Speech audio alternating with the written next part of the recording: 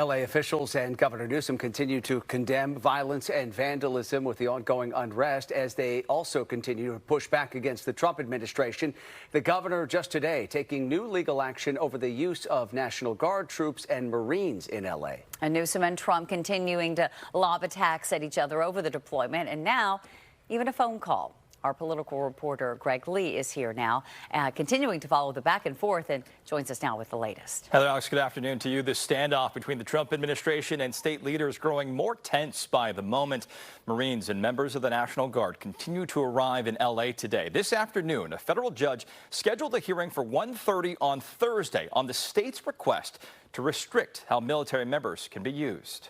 If we didn't send out the National Guard, and last time we gave them a little additional help, you would have Los Angeles would be burning right now.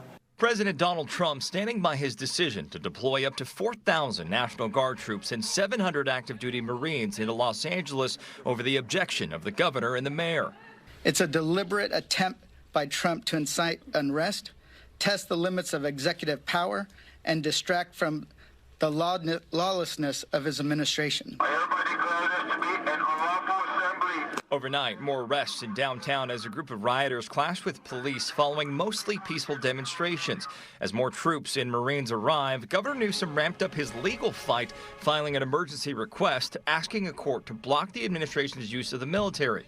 Newsom writing, quote, "Sending trained war fighters onto the streets is unprecedented and threatens the very core of our democracy. Donald Trump is behaving like a tyrant, not a president." ICE agents should be allowed to be safe in doing their operations, and we have deployed National Guard and the Marines to protect them in the execution of their duties. Defense Secretary Pete Hegseth doubled down while testifying on Capitol Hill. Pentagon officials said the mission in L.A. will cost $134 million. I'm not going to give you legal analysis on whether Gavin Newsom should be arrested, but he ought to be tarred and feathered, I'll say that. Governor Newsom continued to be a target of Republicans as his war of words with the president escalated. Mr. Trump was asked when he last spoke with Newsom. A day ago. Called him up to tell him, got to do a better job. He's doing a bad job. Newsom fired back on X, writing, "There was no call, not even a voicemail. Americans should be alarmed that a president deploying Marines into our streets doesn't even know who he's talking to." President Trump then provided the call log to Fox News of a call from Saturday. One thing Democrats and Republicans do agree on: other states should be watching. And to the rest of the country, I urge you to see this for what it is. Because when the headline turns on Donald Trump turns on the American people.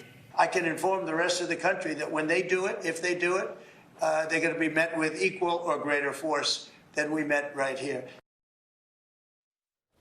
During his testimony on Capitol Hill, Secretary Hegseth also said he anticipates military personnel will stay in Los Angeles for the full 60 days of this deployment. In studio, Greg Lee, KTVU, Fox 2 News.